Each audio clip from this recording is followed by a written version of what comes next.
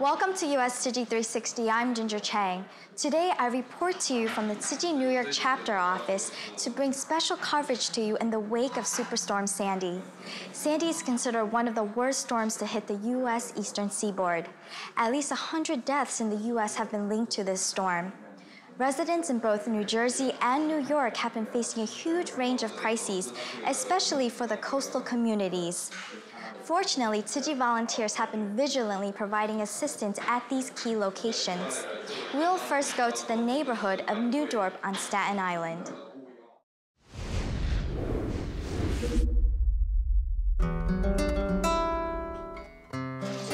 Most of the food that's been prepared this morning has been put on the Tzu Chi van already, and we're going to head out right now, so I will see you at Staten Island. Today we are ready to go to Staten Island. Yesterday we went to visit the New Dorp community after the disaster. We found that they are cleaning house and there are no foods, no heaters, so we want to bring some hot soup to warm their hearts. So right now we're en route to Staten Island. As you can see, we are all jam-packed like sardines in the van right now. We have 11 people, including me and my camera person, Nico. The reason is because we're carpooling and also because gas right now is really difficult to access. From the New York chapter office to Staten Island, it should be 40 minutes without traffic. Today's traffic conditions are not too bad so far. We are expecting to arrive at our destination within an hour. So Peter and San, we will go to visit every house to take all the information. Then we can follow up with their needs later. On the way to New Dorp on Staten Island, May Tzu explained and assigned a day's task to all the volunteers. She also reminded them to stay safe during the operation. After an hour drive, we finally arrived to New Dorp. The area was so devastated to the point that residents are still without power. This is one of the I must need equipment today because as you see, just looking around me, even though the waters have receded, but there are still some areas that might still have water in there, and it's just better to get around with boots. So these are going to be my best friend today. The day before yesterday, we received a call from Mr. Chen. Even though we don't know each other, we think this is a good chance for us to meet. Because of this disaster, we see a lot of warm-hearted people. I have been well prepared, but I didn't know that the hurricane will hit our community so badly. I told myself it's going to be okay because there is the second floor. I was thinking when the flood came, please do not go up to the second floor. I have relatively small damages and all my family is alright. I will fix the things quickly and come back whenever it's done. They've been declared that it will take 3 to 6 months to actually fully recover on Staten Island because most of the cables have been soaked and it's most likely they have to redo all the rewiring. So right now I'm walking along Center Place. This is one of, as you can see, where the water has not completely receded yet. We are actually following our Tzu Chi volunteers right now. We're going to go actually meet Congressman Grimm's assistant to get a better idea of what the current situation is and what's needed. As you can see, I have to be careful. And there's stuff littered everywhere. Probably the biggest problem everybody's having right now is the fact that they don't have electricity. No electricity, no heat, it's going to get colder, and many don't have any place to stay. Staten Island is considered the forgotten borough. It's always the case. You know, it's unfortunate that that's, even during time of tragedy, we still feel that way. I'm fortunate enough, I have a great group of friends and everything that came in to help me. I can't thank them enough. I've had people come from all over to help dig us out and everything. So.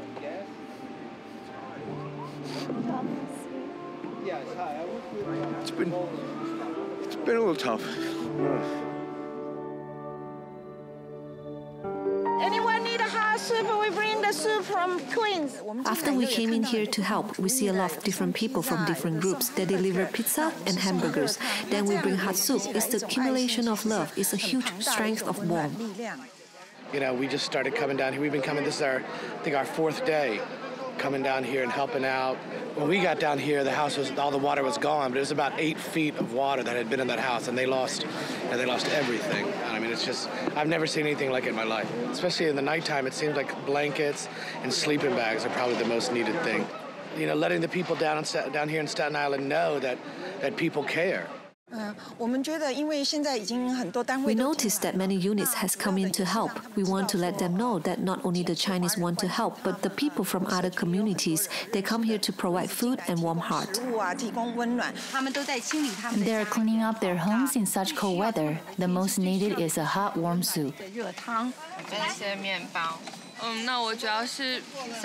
We really want to hand the soup to their hands so that they can have some warmth. However, we see that most of them are really want to go home to clean up their homes. Some people even do not have mood to drink the hot soup. From seeing them being so nervous, we were worried for them and we hope they are fine. We hope that next week when we come in here, perhaps we can have some debit cards or hot foods, which is a way to provide warmth to them. You guys okay? Yes, we are. Thank you anyway. People are strong. They have a very, very strong strength. And then a lot of people help, that's good. I feel like people has a chance every time, so don't give up. So this is Staten Island, the smallest borough of New York City with a population of over 470,000 people. You've seen that they've lost a lot, but the key word here is resiliency. And Tzu Chi will continue to follow up with the people here overall to let them know that they have not been forgotten. And our hearts reach out to them.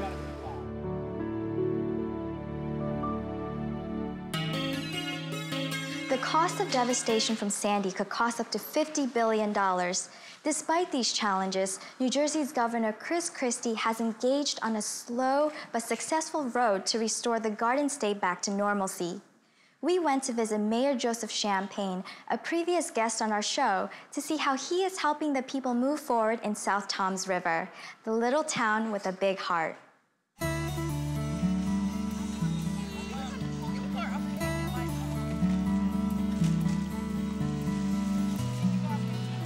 We are in South Toms River. I'm out here with my children. Two of my children lost everything they owned. Our good mayor kept trick-or-treating for us. So we got the kids together and lifted their spirits and put smiles on their faces, at least for today. Trick-or-treating was scheduled on the 30th of October. When the superstorm was announced that it was coming, we made the decision to postpone it, and a lot of the parents were very happy to hear that, because we didn't want to put our children in harm's way. Candy, sugar stuff, junk.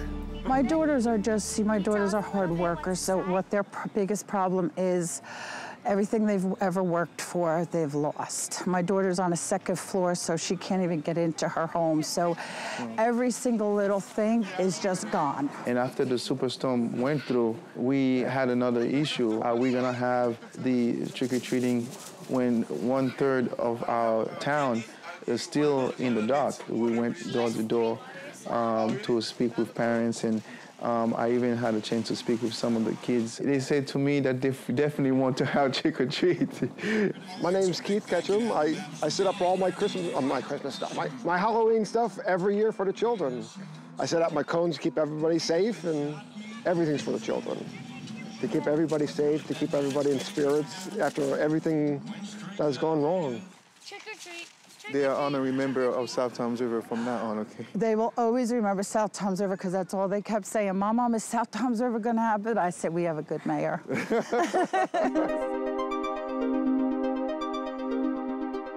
Comparatively with the surrounding towns, our town is considered lucky. Several houses burned onto the ground. There were houses that really pretty much were inundated, particularly in Seaside and also in Pelican Island, are inhabitable. And I was very fortunate to have met Tzu Chi. I was in a play with them. This was just entertainment in nature, and a couple of days later, this foundation came to our aid in South Toms River and the surrounding towns. Right now, we're going to take the back roads through the town of Beechwood, and this way you can see some of their problems that they're having. They still have 800 residents without power. That's why the mayor felt the need to go ahead and contact your organization, and it's a blessing that he had the contact. They're totally empty, evacuated. The homes are basically destroyed on that island. All right, well, stay strong, okay? Okay. Hi. You've got my number because you know me if you need to use the truck or something. Yeah. We'll continue into Central Regional High School. They are housing people that are in need, plus they have a distribution center. Those who have lost their homes had no choice but to come to that particular shelter and other shelters. There's about 21 shelters in Ocean County right at this second. This shelter right now is being used as both a temporary shelter for people who were displaced, and it's also being used as a distribution point for food, clothing. Oatmeal, bread, cereal. People in the community, they're just donating. It's been crazy. There's been a lot of people coming in. It's really sad to see. Some of these people haven't been back to their property since the storm. They were evacuated and haven't been able to get back. So today they came to apply for a permit so that they could go back, remove some personal belongings. They have a limited permit, allows them to go back, remove the belongings, and then they have to leave the island. We were living in Seaside Heights, but now we're staying with my sister. We want to go back and see what happened to our houses, but we can't. They're not going to be able to go back to their homes for a long time, if at all. Some are structurally damaged where they can never be habitated again. The elections are going off regardless, and they're having all kinds of alternate methods of voting. We really do not have any issue as far as accommodating local residents to go and exercise their right to vote. I'm sure you have a good idea for whom am I going to vote. Who's going to win? Who's going to win? Who's going to win? The best is going to win. Who? The best. Come on. Mitt Romney.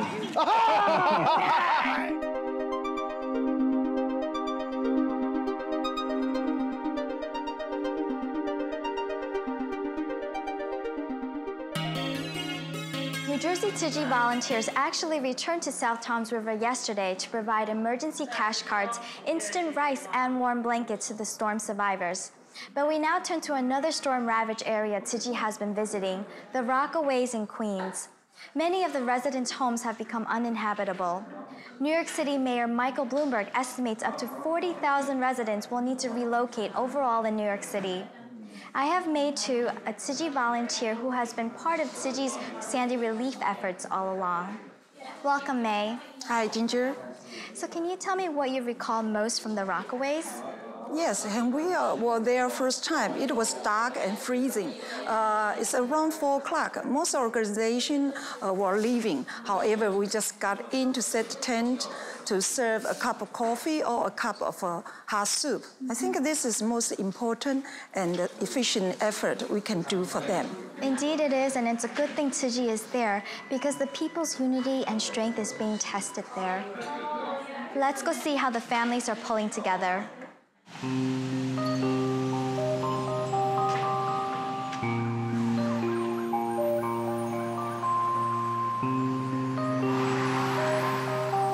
This is my house right here. My room's right here in this window. These couches were couch here, couch there. The TV was up over there, but look, it's gone. You see it? The backyard. Look, that wall's gone. If you look to the right, see it? The balcony fell backwards, you know what I mean? It's in my backyard right here. Right, that's the balcony right there, under there. We were actually upstairs, and the water made its way to the 5th step, and we had to come down. We came right here. My little brother can't swim. He's only 10, and my mom can't swim. My dad put my little brother on his back. When we got into the alleyway to get out of my house, the water was up to here, but it was pushing. It was pushing us out to the street, so it helped us. If it would have been pushing the other way, it would have been pulling us into the bay. I have my stuff in here, my phone in here. I picked it up, was holding everything like this hard, and my mom on my other arm, hysterical crying, with everything in my hand. I'm like, you'll be all right, you'll be all right. At this point, it's like up to my neck. I'm 6'1", like I said, so it's pretty hard. My cousins live up the block. They were stuck in their house. We go in the house, there's a little 4-year-old girl there, so I tell her, get on my back. Tell her to get on my back, she's holding on to my neck. I'm like, I was like, I might fall, because you don't know what's under the water. On the way there, I fell, you know what I mean? So I didn't want to have her in danger. I was like, just hold on to my neck. I was like, if I fall, we're gonna get back up. Woke up the next morning, and this is what we came home to, this whole thing. What am I gonna do, cry?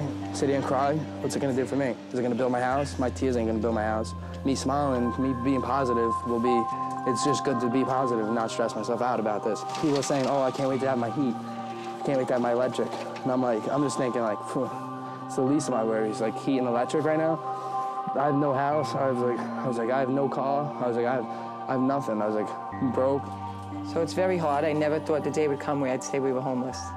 I didn't eat for the first 2 days because I just was in shock, I guess. But right now, the Legion here is helping us a lot. We just went and got socks and underwears. It's hard to go through that, like go in there and look for stuff, but my son got a jacket and shoes. And we all found some clothes, and they have lots of stuff, and they're there every day, and if you need somewhere to go and cry and talk to somebody, they're there for you. This is something that we have to do. We're Americans. This is what we do to pull together. I picked up my friends. They volunteered also, and we came here to do this. I have so much. My home was, I had electricity. I was safe. How could I not? How could I sit at home and not do anything? I have friends that live in this community that lost everything. They had nothing. They didn't have food here. We come here to eat, and they feed us real well here. My wife came and got clothes for all the family, and she didn't get none for herself. I figured I'd do the right thing and come get some for her. Up front, my house is right down the road from it. Yeah, that used to be ours. This here is a water line, and I'm 5'11". I'm 1 inch from being 6 feet. You know, we're looking at about 6, 7 feet of water right here, because you know, we stayed as long as we could, and then we decided to leave. And then we come back, here it is, disaster zone. We just put blankets on the floor, sleep on the floor. These guys are from the help centers at the church, and they're helping us do the cleanup work, dragging everything out of here for us. So, you know, it could be worse, but we're all alive. The house is gutted, so we have nothing. We didn't have anything to eat, no shelter. We had babies. We have volunteers from Manhattan, Harlem, Bronx, Brooklyn. We have police officers from all over. It's a great feeling to see that there's so many people who want to help and make a difference. Unfortunately, there were people who are sitting on their hands and watching this unfold on their televisions, think that they have it bad because their cable's out or electric's out. Just think about the children. There's children out there, they're cold, they don't have a roof over their heads. I do that. I do it for them.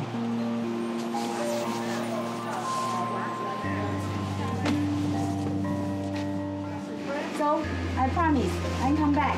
Okay, I promise. We brought some basic hygienic supplies, like toothbrushes, towels, because what they had in the houses is gone. We brought 20 boxes of supplies. Each box has 5 kits, so in total, that's 100 bags. So those supplies should be enough for now. In the Rockaways at the American Legion, there are lots of food and clothing. But the residents here are far away from American Legion. They ran out of gas. They can't drive their cars. They have to walk to get their stuff. In this really cold weather, we give them what they need the most, blankets and hot soup. We survived Hurricane Sandy. With the good help of these people, you're going to have some nice warm soup, right? Yes. Yes? And what do you say, girls? Thank you. Thank you. Here you go. Oh, thank you, thank you. Do you need bread? No, I need soup. I grew up here in this town. These are all my family and friends here, so I drove all the way from Missouri. We have a food truck here on 11th Road. If anybody needs anything, come on down. They can have whatever they want. So how many days are you going to stay here? Until we rebuild. I'm not leaving. I'm not leaving. I'm not leaving.